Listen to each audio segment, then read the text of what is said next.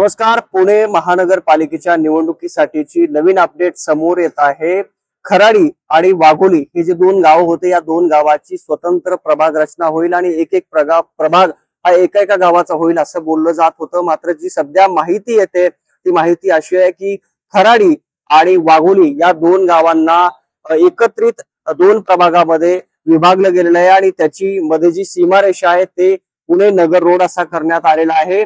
या नगर रोडचा जो डावा भाग आहे तो डावा भाग असा विमाननगर ते वाघोली जो भाग आहे, म्हणजे आपण पुण्याकडून वाघोलीकडे जात असताना जेव्हा विमाननगर ते वाघोली हद्द तोपर्यंत डावा भाग जो आहे तो एक प्रभाग असणार आहे. तो तर दुसरा भाग असा आहे टाटा गार्ड रूम ते वाघोली असा जो दुसरा उजवा भाग आहे तो एक वेगळा प्रभाग असणार आहे.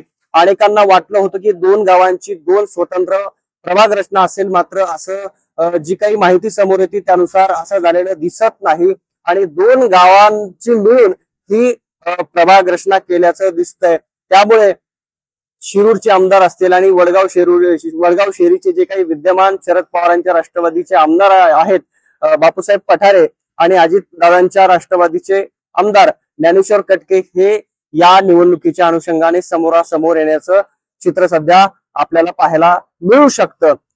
कुणालाही अपेक्षा नव्हती की अशा प्रकारे ही प्रभाग रचना होईल का, मात्र ही अशी प्रभाग रचना झालेली आहे आणि या प्रभाग रचनेवर ज्ञानेश्वर कटके हे जे शिरूरचे आमदार आहेत यांचा तर प्रभाव नाही ना, अशी सुद्धा कुजबूज या सध्या भागामध्ये पाहायला मिळू शकते. खराडी आणि वाघोली या दोन गावांना नगर रस्त्याने विभागल्यामुळे डावा आणि उजवा असे दोन जे प्रभाग आहेत ते विभागले गेलेले आहेत. त्यामुळे जे महानगरपालिका निवडणूक लढवण्यासाठी जे इच्छुक उमेदवार होते त्यांची मात्र मोठी दमछाक होणार आहे.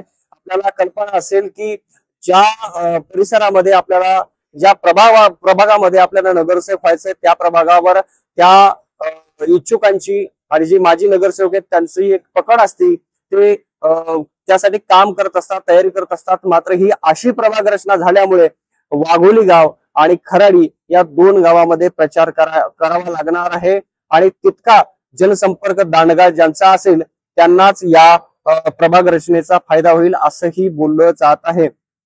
आता जे नवीन इच्छुक होते त्यांच्या मात्र त्यांची दमछाक होणार आहे. त्यांच्यासाठी ह्या सगळ्या गोष्टी कठीण होऊन गेलेल्या आहेत. ज्यांचा या दोन गावामध्ये प्रभाव आहे त्याच इच्छुकांना सध्या या प्रभाग रचनेनुसार फायदा होण्याची देखील शक्यता वर्तवली जात आहे.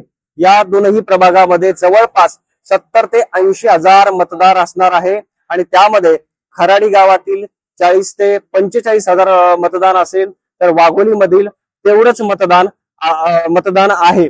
तर डावी आणि उजवी बाजू या दोन्हीकडेही समसमान जवळपास अंदाजे सारखंच मतदान आहे. त्यामुळे दोन गावामध्ये ज्याचा संपर्क तोच या प्रभागातून नगरसेवक म्हणून निवडून येण्याचे चान्सेस आता त्यांचे वाढलेले आहे. खरं म्हणजे आता या दोन गावातून 8 नगरसेवक हे निवडून जाणार आहेत आणि त्यामुळे या भागावर विशेष लक्ष पुणे महानगरपालिकेच्या निवडणुकीच्या अनुषंगाने सगळ्यांचंच असणार आहे. आपल्याला माहिती आहे की खराडी गावामध्ये जे विद्यमान आमदार आहेत वडगाव शेरीचे बापूसाहेब पठारे यांच्या काही जवळची मंडळी आहे ती अर्थात विमाननगर परिसरातून निवडून जाते. त्यामध्ये संतोष भरणे जे विद्यमान आमदार जे आहेत बापूसाहेब पठारे त्यांचे भाचे आहेत. त्यानंतर महेंद्र पठारे असतील, सुरेंद्र पठारे हे आमदारांचे चिरंजीव हे देखील त्या ठिकाणी इच्छुक असणार आहेत.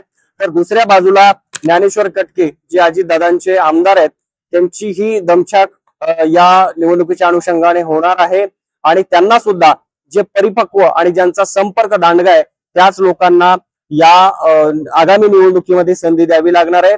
आणि या प्रभाग रचनेचा पूर्ण अभ्यास केला आणि सगळं पाहिलं तर वेळेवर या निवडणुकीच्या अनुषंगाने काही पक्षांतर देखील होण्याची शक्यता नाकारता येत नाही. त्यामध्ये जे ज्ञानेश्वर कटके समर्थक किंवा सातव पाटील असतील, शिवदास उबाळे असतील, कमलाकर सातव, रामदास दाभाडे यांना संधी दिली जाऊ शकते. मात्र त्यावेळी काय कशा प्रकारे राजकारण होतं, कशा प्रकारे पक्षांतर होतात हे देखील पाहणं महत्वाचं ठरणार आहे. तर दुसऱ्या बाजूला जगदीश मुळीक यांचं जे वडगाव शेरीमधील जे काही वडगाव शहरी गावठाण आहे किंवा जो इतर जो परिसर आहे त्या मंडळीचा जीव मात्र भांड्यात पडलेला आहे. कारण त्यांची जी प्रभाग रचना आहे ती जवळपास जैसे ते असल्याचं बोललं जात आहे. या प्रभाग रचनेमुळे दोन गाव विभागले गेल्यामुळे आता इच्छुकांची आणि जे माजी नगरसेवक आहेत त्यांचा मात्र जीव टांगणीला लागलेला आहे.